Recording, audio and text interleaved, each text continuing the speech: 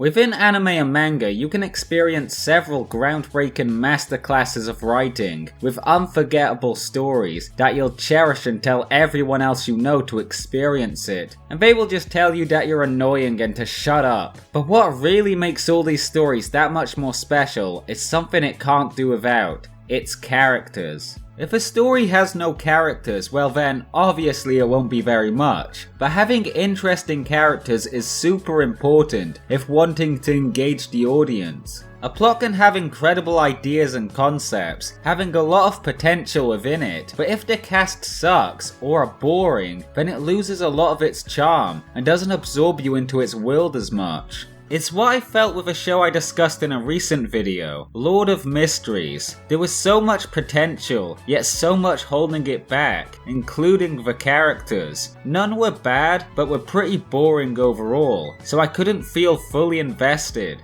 The cast should add a lot to the story's personality. With a good cast, each character has a role to play, and for the most part, the protagonist is the one to carry the most important role. It's the one the audience sees the most, and to go through the protag's journey, seeing them develop throughout the storyline, to really get immersed and attached to the goals the certain character goes through. So if the protagonist sucks or is kinda lame, then it could affect the overall experience a lot, leaving you to be less satisfied with its outcome. To give an example, Tanjiro from Demon Slayer. As entertaining of a show Demon Slayer is, I always had an issue with Tanjiro. He feels like such a cardboard cutout of a protagonist. He is too by the book, he has barely any flaws, and once he may have, he overcomes much too quickly. His personality is bland, and he is too nice for his own good that it's annoying. He is much too sympathetic, especially when it comes to demons. You have a bongo playing demon who tried killing a bunch of kids, and you have Tanjiro here. Before killing him, he goes, "Hey, I think you're really good at playing the bongo drums." Or the sibling demons that destroyed an entire village, almost killing Tanjiro and his whole team. And right at the end, when the demons were defeated, they were starting to get frustrated with each other. Tanjiro comes along and says, "Hey now,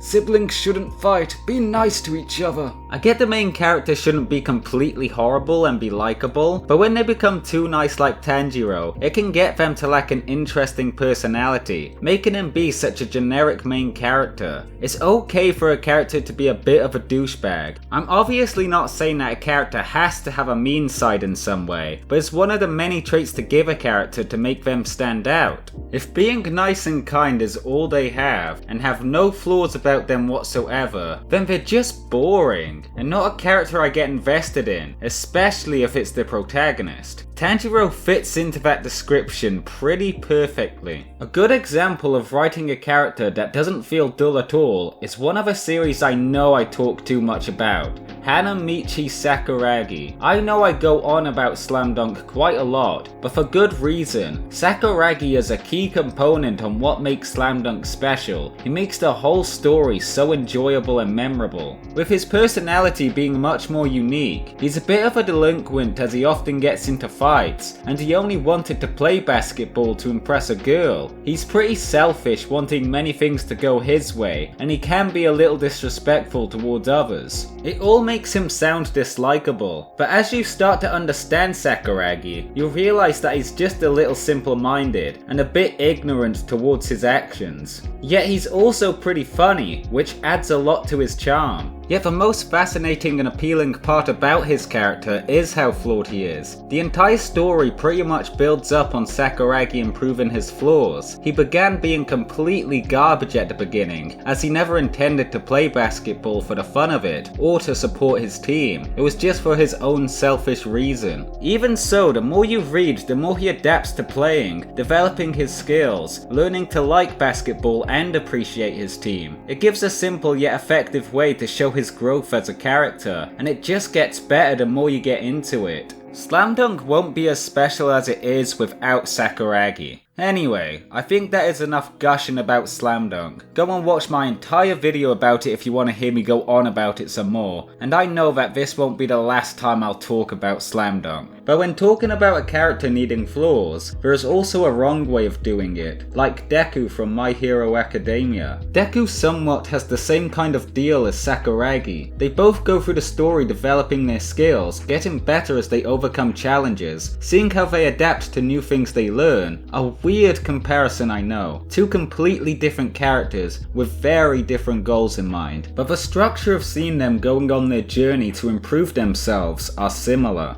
Yet the difference with Deku is that he's done in a much less successful way, being how he is nowhere near as enjoyable or interesting of a protagonist many others are. His personality makes him seem so pathetic of a character, being one of the unlucky ones that were born without a quirk, which makes him very flawed compared to the people around him. Which isn't a bad thing at all, it gives him something to grow and improve from. And soon after he does receive powers from one of the greatest heroes worldwide, so he now has to adapt and learn how to utilize these new powers, which could have maybe been interesting to see how it plays out, if only Deku wasn't so annoying. Deku is the embodiment of a cliche protagonist. It's what people who don't watch anime think the protags are like, and they're not necessarily wrong with characters such as these. To start with, I find Deku to have too many flaws, that he just isn't enticing as a main character. You get more irritated with him that I feel uninterested in how he improves. And as a cliche main character, of course he has some corny lines that make you cringe. He would be like, "I need to become stronger. I promised All Might I'd be a hero. I must give it everything I've got. Super All Might Punch."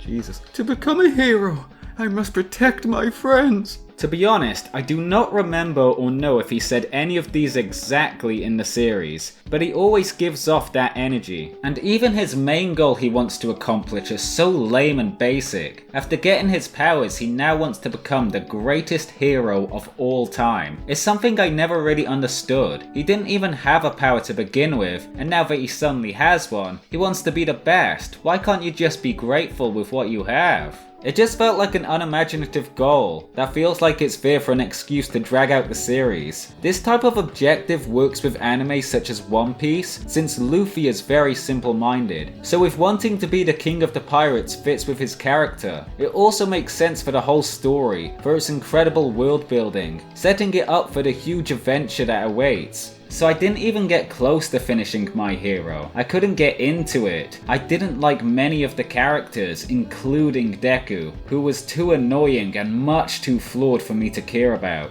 I understand a character needs flaws, but it's okay for them to have several strengths to make them stand out too. For example, Senku Ishigami from Dr. Stone. Senku is possibly the smartest genius character I've ever seen. The whole premise of Dr. Stone is that all of humanity turned to stone, and Senku, being the absolute Chad, broke out of the stone after thousands of years of keeping his brain active. He is now the only one to be conscious out of all of mankind. His goal is to build up civilization again from scratch, starting from only a few stone tools. Senku is such an incredible scientist that he is able to retain so much information after being frozen for thousands of years, and is able to create a roadmap on all the things he must construct to restart humanity. It starts from the basics of a few tools, a nice shed making pots out of clay, to a locomotive engine, a brigantine to explore the seas, a functioning phone wave, a computer, and an entire rocket ship, all starting from hardly anything, just what he can make with his own two hands. He is an intelligent individual like no other. When it comes to what he knows about science, there's nothing holding him back. Now this sounds like he is much too perfect of a protag. What flaws could Senku possibly have if he's the smartest person in the world? Well, firstly, no matter how smart he is, it is impossible to construct and reinvent everything he needs to save humanity on his own, so he always needs as much help as he can get. A good example of this is at the very start of the series, where Senku made do with the basics, but eventually needed help from one of his friends that is the polar opposite to him, Taiju, the smooth-brained muscle unit with infinite stamina. He was the one who broke out a few months after Senku and is a huge help. He might not have the brains and knowledge Senku has, but he is just as important to aid in the quest to unpetrify all of humanity. So it shows that no matter how perfect the protagonist feels, they have to have some kind of flaw. Senku may be the next Einstein, but he is still as weak as a shrimp, and needs constant help from people with some of the hard labor and technical stuff that Senku is incapable of doing by himself. Just Senku as a character has a great personality that you can't help but get fond of. He is a good example of creating a main character with several strengths, yet not enough to make him completely perfect, to give him growth of his own. Yet as having a major strength to a protag is a positive, it can also be a negative if that's all the character has. A certain one that comes to mind to me is Rimuru. Though I don't find them to be a bad character, it's just that they have too many positives and not enough negatives to get me to feel engrossed with them, especially when it comes down to their overpowered abilities. As slime as an isekai, Rimuru was first an average dude with an average life, as he then dies and comes back as a slime in a new world, but he adapts to this new world rather easily by gaining new skills in a quick and easy succession, and from there they just get stronger and stronger, barely breaking a sweat, establishing factions, creating an entire civilization, hardly struggling with any challenges they face. Rimuru sees a dragon and they're like,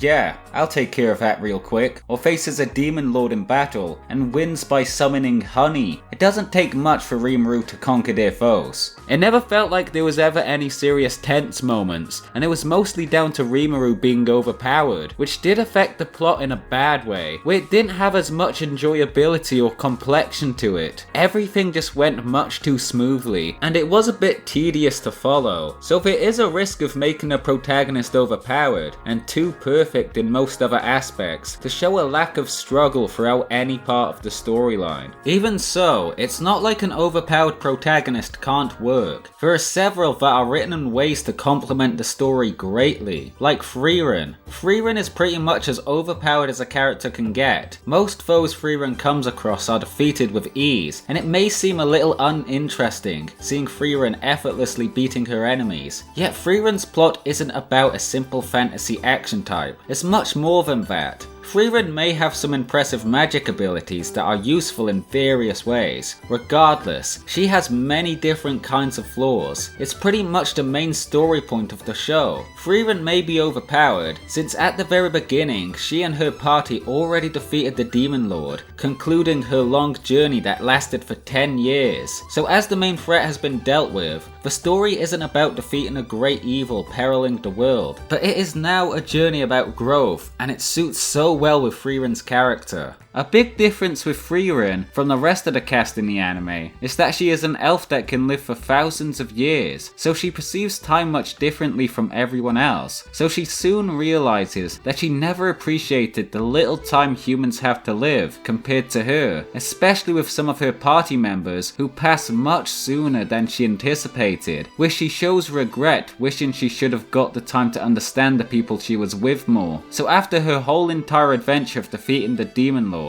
her journey is to now understand people to a greater degree, and to understand her feelings towards her party members, to hopefully in the end reach a location called Aureole, a place that can be like a heaven for her to talk to her party members one last time. Frieren is such a meaningful story, and one that works with an overpowered character. It does it right. Sure, she may have insane magic abilities, but that doesn't stop her from having several other kinds of flaws that make her character that much more fascinating and charming. It's similar to another well-written character, Mob or Shigeo Kageyama from Mob Psycho 100. What is special about Shigeo is that he is an Esper with powerful psychic powers hidden within him, as he works with Reagan, the greatest character of all time, to help exorcise spirits. But with Mob, he never asked for these psychic powers, he was just born with them, and he'd rather not use them and be normal just like everyone else around him. but he finds it hard to interact with people around him and in school from how different he feels, including his introverted personality, which makes it even harder for him. So it's quite similar to Friren's situation, where he has a certain aspect that makes him different from everyone else, but that doesn't stop him from trying to live a normal school life without the need of his powers. A good example that shows this is of when Mob is competing in a long distance school race, where he could easily win no sweat if he uses his psychic powers, but chooses not to by just being himself and doing the best of his abilities without them, to be just like everyone. It's honestly pretty heartwarming, seeing him try his best regardless if he succeeds or not. You can't help but congratulate his hard work, and you do start to see him improve aspects of his life while watching. It's so wholesome. So there are many ways to write excellent characters even if they are overpowered, for it to benefit both the character and the reader's enjoyment. If all the character has is being overpowered, then that makes them super boring, regardless of how interesting it may seem to some. From everything I've been saying with all these great in-depth characters, every one of them gives off a great individual example of how great a character can be written no matter the genre, and they elevate the story to be that much more memorable and special,